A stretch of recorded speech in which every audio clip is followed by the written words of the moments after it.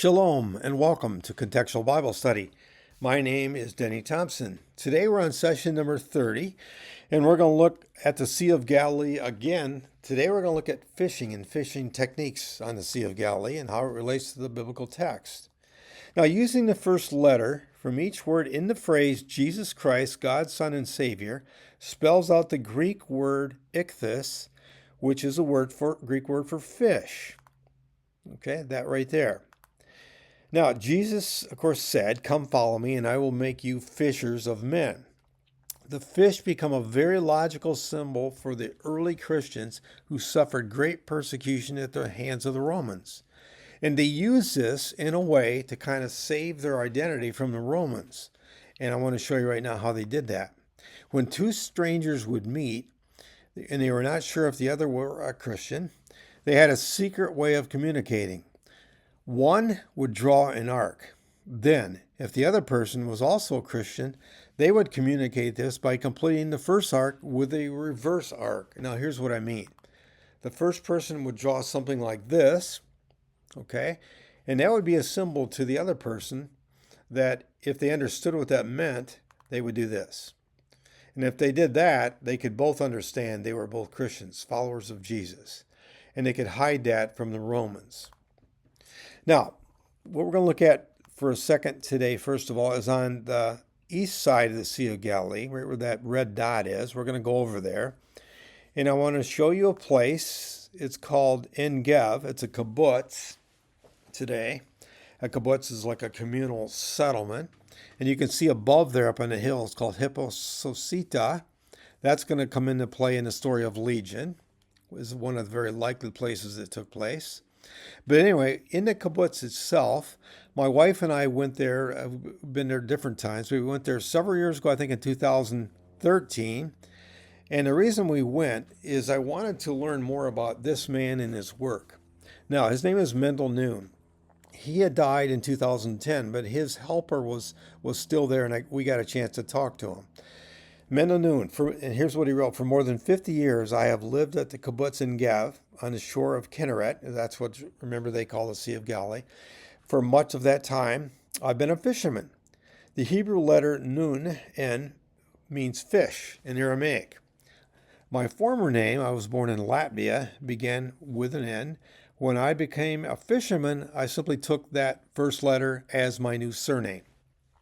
Now, Noon explains that he was continually surprised at how accurately the New Testament writers reflect the natural phenomenon on the lake.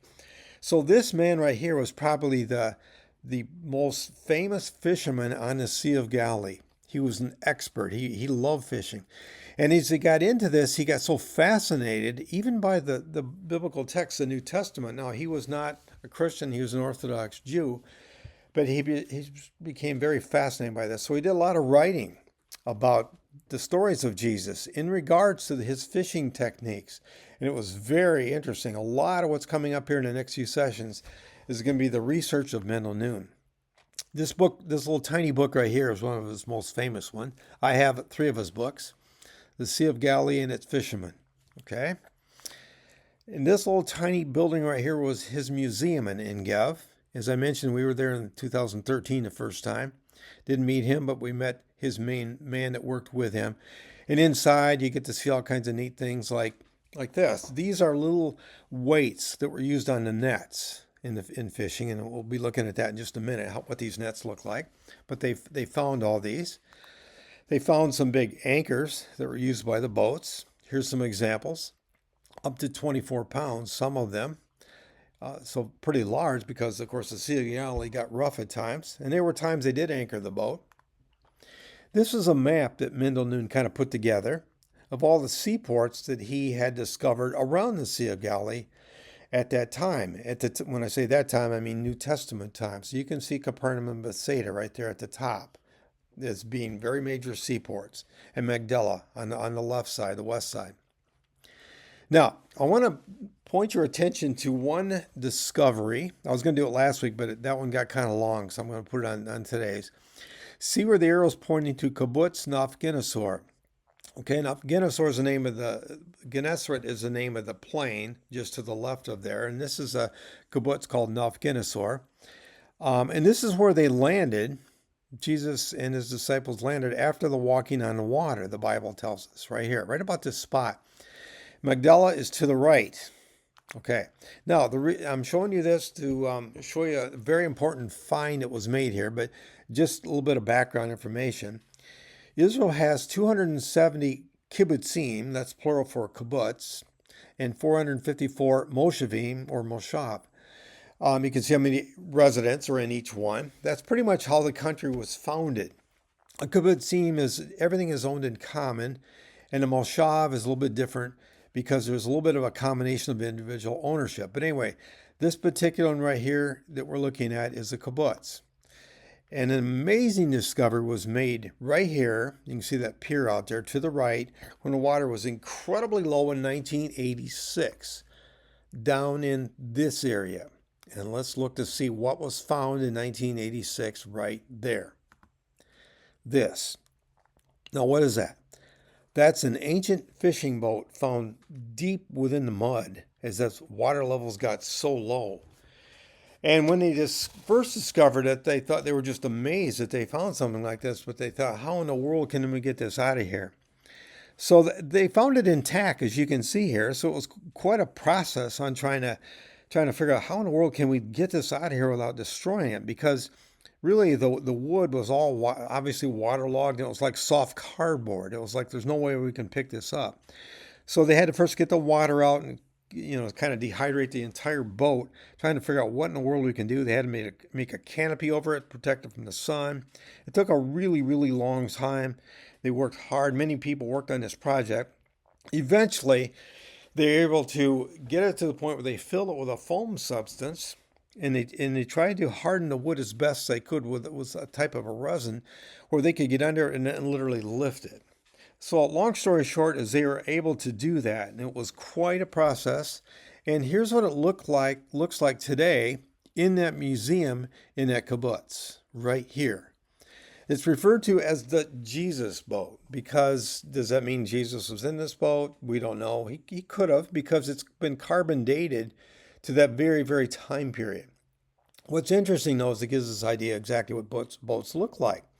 26 feet long, okay, by 7 feet wide or just under, and about 4 feet high. So that's the size of the boat that they call the Jesus boat. Now, these boats were very, very expensive. There are very, very few on the lake, very likely. So they're owned by families like James and John, sons of Zebedee, owned one. And their dad was wealthy enough to employ even day laborers, as it mentions here. And they were so expensive because wood was very scarce and very, very, very expensive. These are some of the artifacts they found with it, some of the nails, the lamps, a container. This would be probably what the boat looked like intact, like this. And we can see it closer here. They could put a sail on it or they could oar, either one. So that would be likely what the boat looked like when it was in use. Okay. Now, anyway, we're going to take a look now at some of the major types of kosher fish in the Sea of Galilee. These would be fish that they could keep to sell and to of course eat. We have sardines, something called bini, and something called tilapia. So we're going to look at each one. First of all, sardines. Now, sardines in the Bible are referred to as small fish. They swim in enormous schools. Sardine catch was half the total value of the fish catch in the Sea of Galilee. So this is really the most valuable fish in terms of money, in terms of actual profits. Very popular in the diet throughout Israel and throughout the Roman world, actually.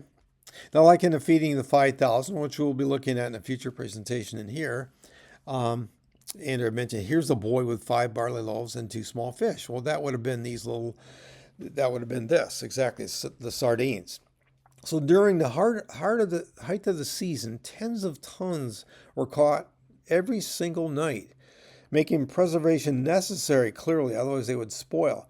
So this industry of pickling or salting was developed. Magdala was absolutely the center of all this. That's why that town becomes so very important. And there's Magdala. That's actually very close to where that Jesus boat was found. Okay, right at the base of that cliff right there. So let's look at that a little bit closer. The fish salting pools we looked at before, I'm just taking a quick look here back on the story on Mary Magdalene. Here's a couple of them where they salted the fish. And of course, as I mentioned, the sardines are the main catch. Now, this is a little bit of a drone video we're going to look at. And here we go. We're coming in over the Sea of Galilee. And this is from this Bible stock, it's called, coming from the water into Magdala. You can see Mount Arbel, I mentioned last week to the left. That's the main main road going around the Sea of Galilee right there. And there we are coming up on the actual town that they are still excavating. It's an ongoing process, learning more and more about how large this area was and how much wealth it had from this fishing industry. It had a lot of wealth. Of course, Mary Magdalene was the most famous resident of this particular town, as you all know, named after the city itself. And these are some of these salting pools that they found throughout the city. A little bit closer look at some of them. A major, major industry here. Now, the next one we're going to look at is the biny, second fish, the biny. What is that? Okay, they're really popular food for feasts and banquets. Biny are predatory fish, okay, unlike the next type of fish we're going to look at, which means that they eat other fish. They can be caught by hook and line fishing. Normally, hook and line fishing is done with sardine as a bait. Okay. Now, biny are in the carp family. And the word biny actually comes from the word hair, the little hair on next to the mouth there. So it's actually a carp. Now, it's a kosher fish. It's not unclean. It can be eaten, as I said, for feasts and banquets. Here's an example of a man fishing today. Likely that's what he's fishing for. This will be a current picture on the Sea of Galilee. Now, going back to this story right here, and this relates to this fish, this biny, the temple tax, or the half shekel, was required of everyone 20 years or older. Now remember, after Jesus and his disciples arrived in Capernaum, the collectors of the 2 drachma tax, the half shekel, came to Peter and asked, "Doesn't your teacher pay the temple tax?" Okay. And then Jesus said to Peter, "Go to the lake and throw out your line. Take the first fish you catch, open its mouth, and you will find a 4 drachma or 1 shekel coin in it." Okay. So that story, this would have been a fish they were talking about right here, because this is the one fish that they caught with the hook and line fishing, just like that. And which, by the way, was enough for only 2 people. And if you remember that story, when we looked at it, it mentioned that meant that only Jesus and Peter were 20 years or older. The other disciples were basically high school age kids, and that's not normally how we picture them. All right. And that's, of course, what he said. Take it and give it to them for my tax and for yours only. Okay. And each one had to pay this half shekel, 20 years or more. So that's interesting in terms of the disciples. Now, the next type of fish is pronounced the tilapia, the name. Now, it goes by different names. It also goes by musht, which is an Arabic word for comb. You can kind of see the fin up on the upper part there, the dorsal fin. Kind of looks like a comb. That's where they got the name. They grow up to 18 inches and 3 pounds. It's the most prized fish in the Sea of Galilee. It's the best eating. In Hebrew, it's called the amnam fish, but in English, we know it as the tilapia. Okay, and it's caught net fishing. It's only caught net fishing, and it has a lot to do with the Bible stories. This is the most prized fish. It still is today, actually, on the Sea of Galilee. As I mentioned, they grow up to 15 inches and weigh 3 pounds. When winter begins and the lake waters start to cool, this tilapia or mush move in large schools, very large schools at times, to an area of warm springs and water near a town called Tabga on the north shore of the Sea of Galilee. And this is going to be very important in some of the stories, fishing stories on the Sea of Galilee, as we'll see. Now, let's look at some of the major nets, 3 different types of nets. First, the cast net. Okay, that's kind of the one that we probably are the most familiar with. Now, the cast nets were 18 to 25 feet in diameter, and they had weights around the bottom of the net so that when they were cast in the water, they could sink. This little diagram kind of shows how it might have worked. When they were used alone, a fisherman would arrange on one arm and then he would get ready and kind of parachute it out into the lake. The sinkers would take it to the bottom. And of course, the fisherman had to be extremely quiet as he was fishing this way along the shoreline. It's not to spook the fish.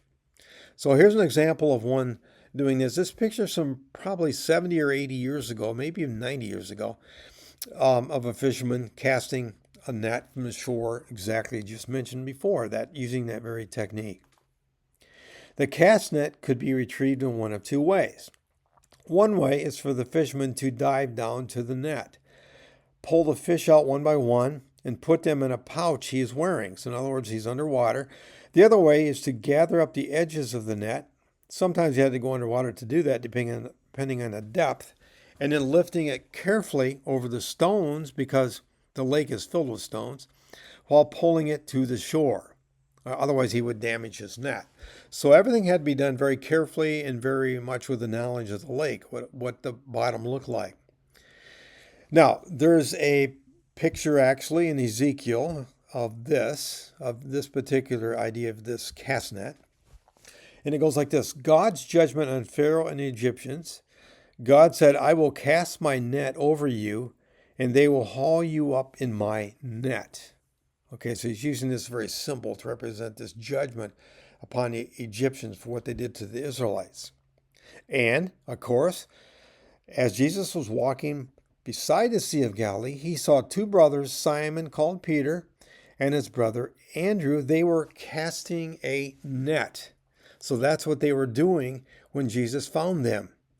And he said, come follow me, Jesus said, and I will make you fishers of men. And once they left their nets and they followed him. Now, the next one is called a seine net or a drag net. It's the main type of net that was used in this ancient world, in this biblical time period. It's called a seine net or drag net. The seine net was used way back before that. In fact, here's one dated from Egypt, 3000 BC. So that's how old these are. They're very, very old. And let's look at them. What they look like. Now, with these, you could catch a whole lot more fish because they're really, really big. And what would happen is this. Here's a picture of what they would have looked like. They were these big arcs that they would create out into the water. The seine net was. And on the upper part of the net, there were cork floats that would keep that upper part of the net above the water, right at the water's level. And then there were those little stone sinkers attached to the bottom that would create a wall going down to the bottom of the lake. Okay, so they would get these all lined up, and they usually use boats to pull them out and around the corner and then back, and then have people ready to pull these large ropes connected to them from either end. And there's lots of references in the Bible about these nets. In fact, there's 16 references. I've got a couple of them listed right there from Ezekiel.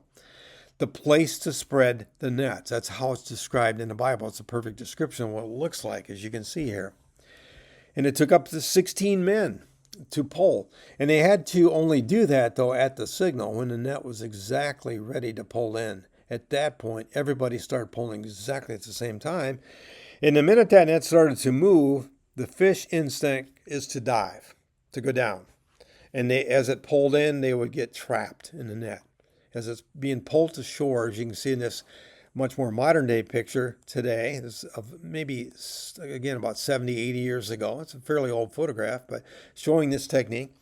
Fishermen on the shore holding one end of a large rope attached to the boat, and they would use this boat to kind of extend it all the way around and then back to the shore. And that's how they would do it. And I guess this is a picture of exactly what it would look like. The fishermen then returned the boat to the shore and joined the others. Since the seine net is so large, and some are even bigger than this, it took up to 16 men, as I mentioned. So this was really a big operation. This was not an individual cast net thing. This was quite the operation here. When the net's ready, the fishermen pulled in slowly and carefully towards the shore. They have to be careful because they don't want to tear this net, so they're kind of pulling it very slow. And as I mentioned, the fish instinct is to dive to the lake's bottom. They start to get captured as they pull it in. So then as it comes in, the net advances towards the shore. Any fish in its pathway are trapped. And they got to make sure it doesn't get caught on rocks. If so, someone has to go out and dive to the bottom to free it because they want to destroy these nets. They're expensive.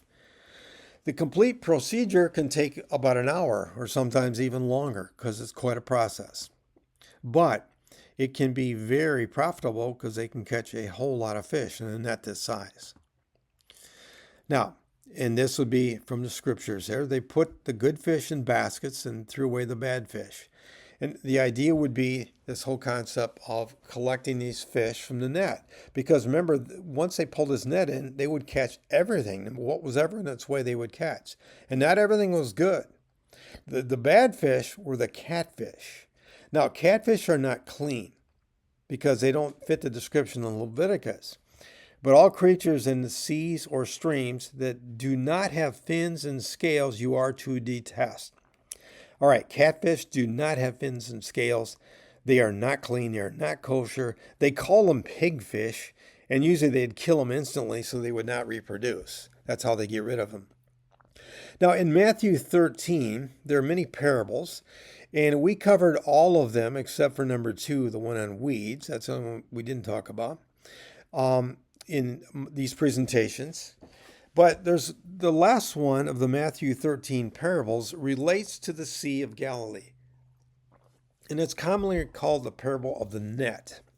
Okay, now these are parables of Jesus. And there's a progression in these teachings about the kingdom of heaven. Remember, that was the topic of all of these. And it's going to conclude with the parable of the net. And here's what it was. Jesus said this to his listeners.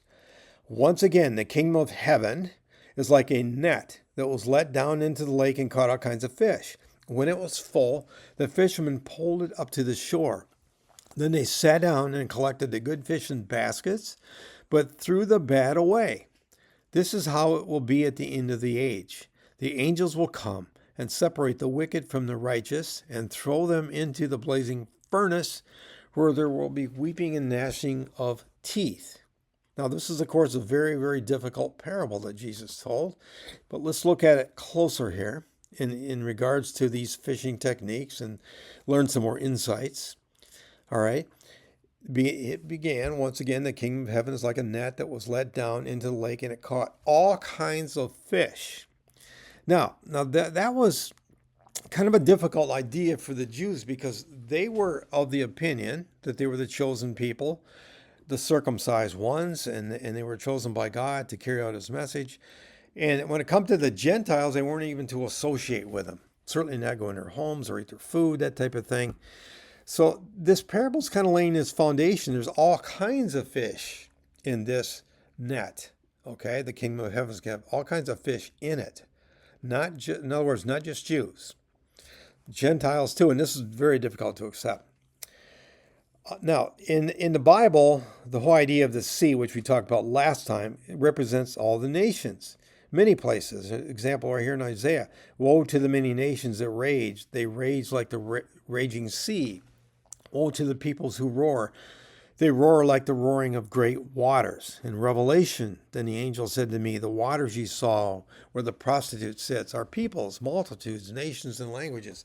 So in other words, they clearly understood that represents all the nations, the sea, or the lake in this case. Now, the idea of when it was full, they're going to pull it in. Mendel Noon caught onto that instantly, and he said, this is very fascinating that Jesus put this element in this parable, because how would he know when it was full? There's no way a fisherman could know that. They can't see underwater to see if it's full. So he found that fascinating, and he wanted to look at that closer. What is behind that idea when it was full? Okay. Fishermen would, like I said, would have no idea. So what's his purpose in even saying that? So if we look at previous parables, okay, in this particular chapter, Matthew 13, one we looked at, just a conclusion of one of them, this is the one about the banquet, the wedding banquet, when the master of the banquet wanted to fill his house.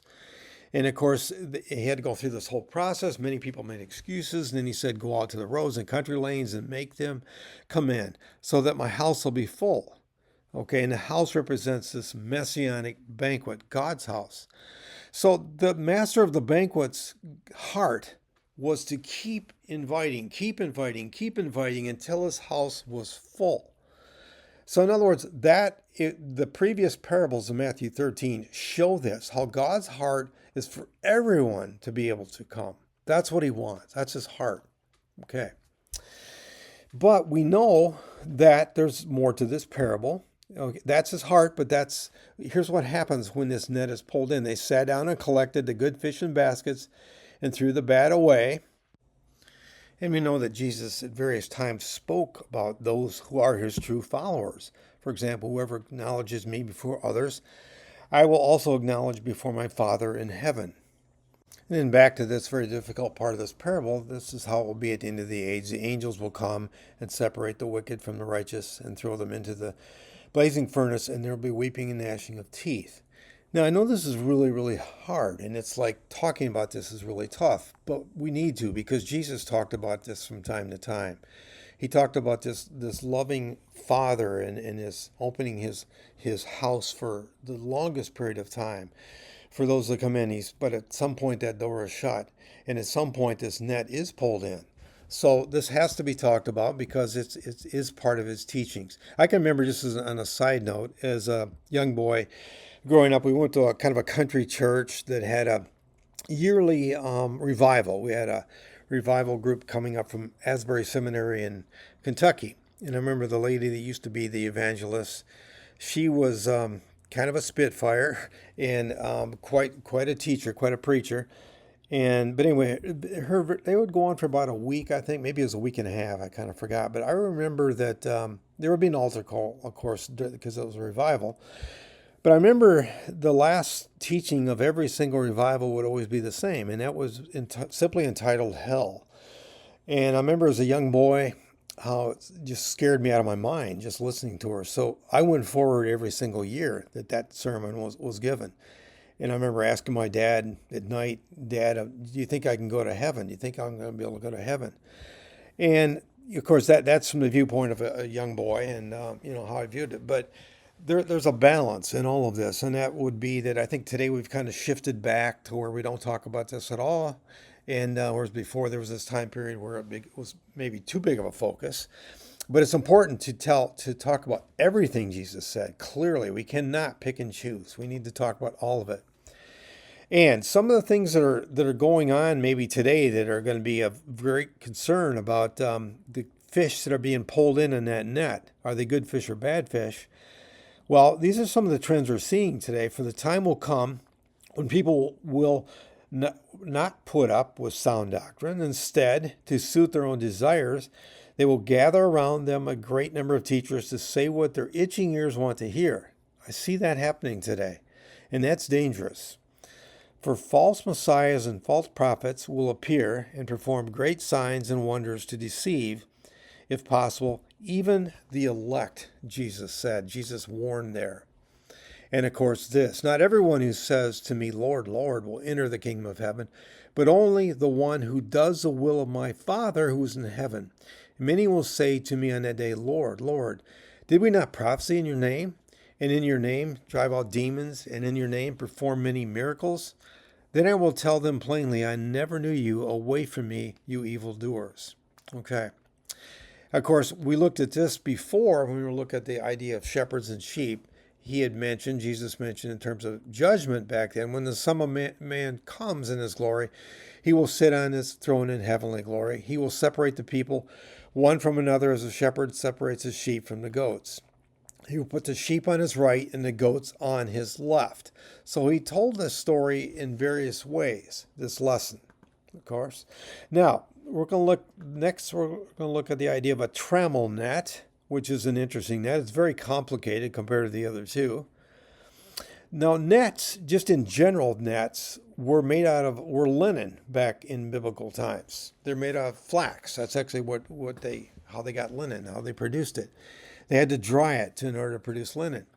And that would be visible. The fish could see these nets very easily because they could see this flax-made linen nets. So the nets had to be dried and repaired every morning. So they're very fragile. So the type of nets they used in Jesus' day were these types of nets. And they had to really take care of them, or they were going to spend a lot of time and money trying to repair nets or to buy new ones all the time. So the visible linen nets that I just mentioned were used all the way until 1939. That includes part of the time Mendel Noon was fishing on the Sea of Galilee. Now, which is interesting. From the outer part of the net to the inner wall, this is kind of a diagram of what it might have looked like, what it does look like, I should say. Each of the mesh linings get progressively smaller, as we'll see, and I want to show you a little bit more how they use it. But first, look at this. In 1939, the first nylon net was invented. So nylon nets are much less visible, and that enabled daytime fishing for the first time. But during Bible days, the type of fishing that's going to involve in some of these miracles we're going to look at are definitely have to happen at night because they didn't have nylon nets. They had these linen nets back then. All right, more about this net. Like the seine net, the foot rope has weights attached to it, and the head rope has corks. So in other words, the upper part is floating and the lower part is sinking to the bottom. Any fish that swim through the first two layers get caught in the smallest net of the inner wall. So it kind of looks like this. They're coming through these openings and it gets smaller and smaller. And the corks are on top and the weights are on the bottom. If we kind of look at a little bit of an angle, a little bit better look, it looks more something like this. As that fish gets deeper into the net, it gets into a tighter net and it's trapped. Okay, so that's what this is. That's how this net works. It's much more complicated, but it was used a lot.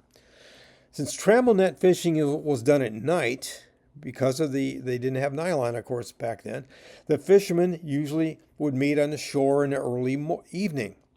Earlier in the day, they had prepared these specialized nets by mending any torn places. Okay, so this is quite a process, keeping these nets all ready. When they're fishing at night, coming in, and they had to repair them, and then they had to get ready for the next night to go back out again. What a process to try to keep everything just set. Because if their nets weren't just right, they weren't going to catch any fish. Before going out into the lake, they carefully arranged the net on the stern of the boat. If any additional torn places are discovered, they're mended in the boat. So even if sometimes they find new places that were torn, and they would mend them, and they'd have to have materials, they have to have instruments right with them to take care of that. A crew of at least 4 are needed for trammel net fishing. So under the dark evening skies, fishermen sail or row out to their fishing grounds as silently as possible. So here they go. So it's getting dark, and the majority of this is done in the pitch black. So just picture that. This is in total darkness, this type of fishing, which is a couple of the miracles we'll look at next time are this type of fishing. They're doing exactly this. Now, so the net is lowered in a wide curve, and I just kind of drew this line to kind of represent what it would look like. Open side facing the shore. So the shore is, I'm pointing backwards here. Okay, so that would be the shore. And they would put their boat between the shore and the outer part of the net. So then it's lowered, the corks will be floating, and the weights are sinking to the bottom. And of course, the net has these progressively smaller spaces. Now, this is during the daytime. Today, this is what these men are doing right here. And of course, as I mentioned, because they have nylon nets, they can fish during the day, this type of fishing. Another picture of one. This is a smaller one. Now, this is where it gets pretty interesting. What they would do, this funny little picture here, but once they got the net all set, and their boat is between the shore and the outer part of the net, then they would start making noise. They would jump up and down. They would kick the bottom of the boat, slap oars on the water. They'd yell and scream to scare the fish towards the net, so that they would swim wildly towards the net and get all caught in the net. Now imagine what this is like at night.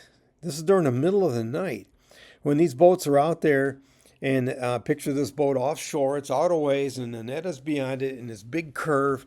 They're screaming and yelling, making noise. I can imagine some of the mothers are thinking, with their kids maybe waking up and crying, oh, no, here we go again.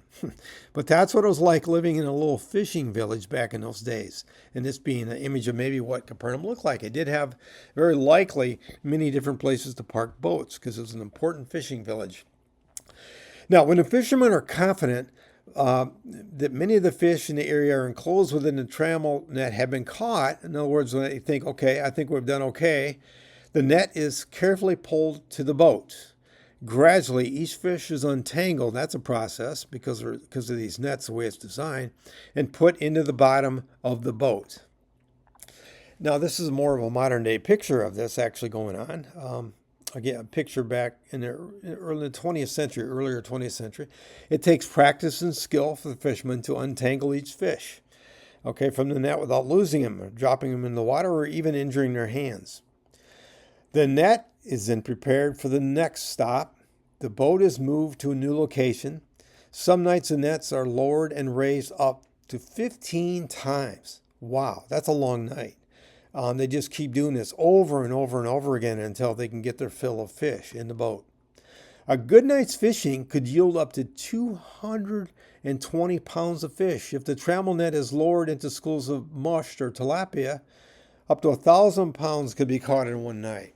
All right, so the others, of course, 250 pounds, we're talking about the sardines. But the tilapia, the mushed, much higher amount, up to 1,000 pounds potentially could be caught. And that's with a bigger boat. The boat shown here is a smaller boat. But those are with the boats that housed up there, probably up to 14 people could ride in those boats. They would return to the shore in the early morning and repair the nets. It just kept going over and over again. This was such a tedious job. Here's a picture of the early 20th century, some of the men working on their nets in the early morning, okay? Just like they did in Bible times. This is an ancient needle that was found, used to repair nets, found at Magdala, right near where that, pretty close to where that Jesus boat was found. Another picture of them mending nets. Now, right here, I mentioned this last week, is Tabgha, that right there. And that was an incredibly important fishing area.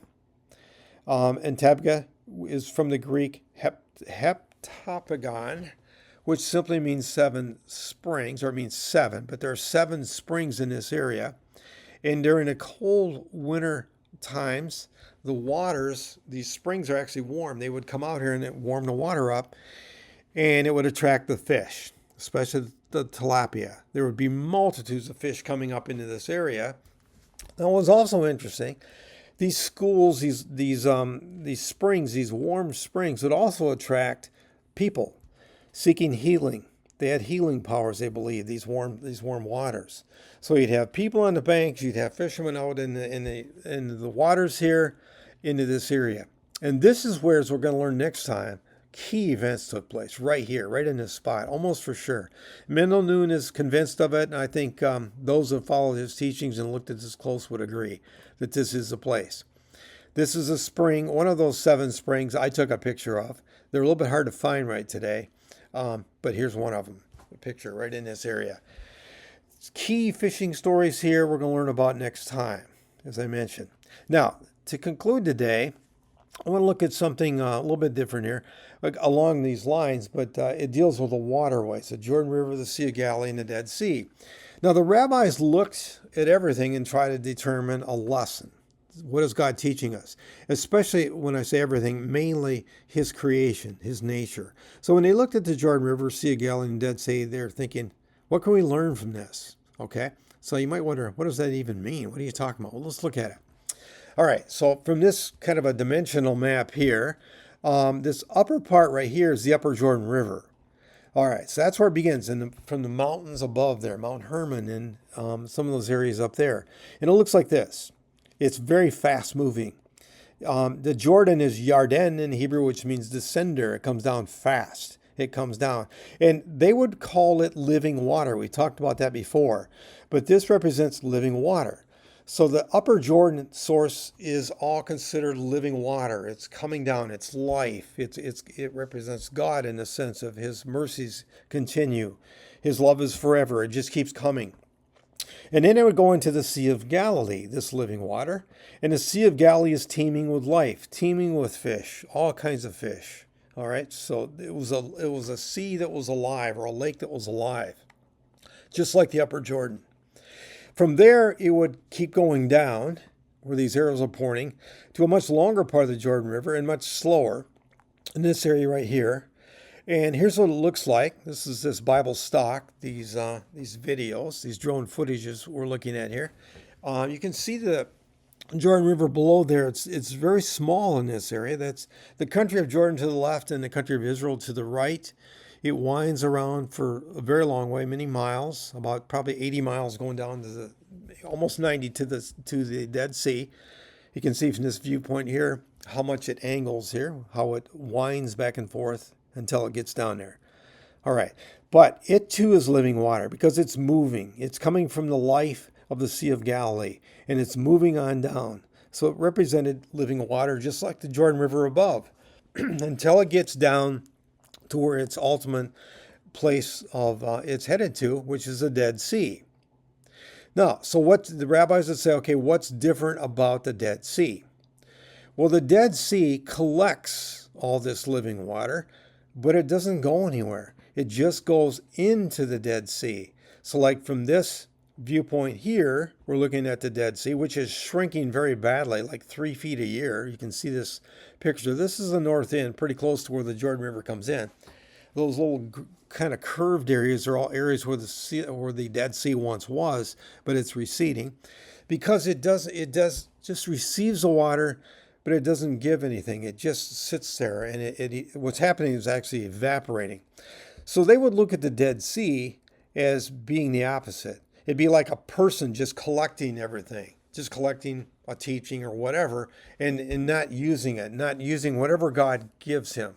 Okay, so whatever gifts God gave them, they would do nothing with them. That would be the Dead Sea.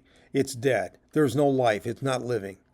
Okay, but one day, even this, Ezekiel 47, the prophecies indicate even this is Dead Sea. Living water is going to be flowing from Jerusalem's temple. We looked at this prophecy before, flowing all the way down, which is about 17 miles, from way up high, way down here, and it's going to bring life to the Dead Sea. So this is probably symbolic of Jesus returning, and life is going to be brought back even to the Dead Sea. So this whole concept of life and living water and to live your life out for God, they would see literally in these waterways of Israel, which is interesting. I just thought I'd share that with you. Okay. All right. So that concludes today's session number 30, Fishing on the Sea of Galilee. Thinking back to last week, this picture of Jesus holding his hand out to Peter. Of course, the water, the sea, and the waves represent the chaos. And Peter had taken his eyes off Jesus and was trusting in his own strength, not on Jesus, not looking at him to say, okay, through you can control the chaos. And whatever that is in life, your chaos could be financial, relationships, whatever, health. Jesus is saying that true shalom comes when you reach out and hold my hand on whatever is happening on the sea of life, whatever that chaos is. I'm the one that brings order to it. So thank you today for watching this edition of Contextual Bible Study. Shalom.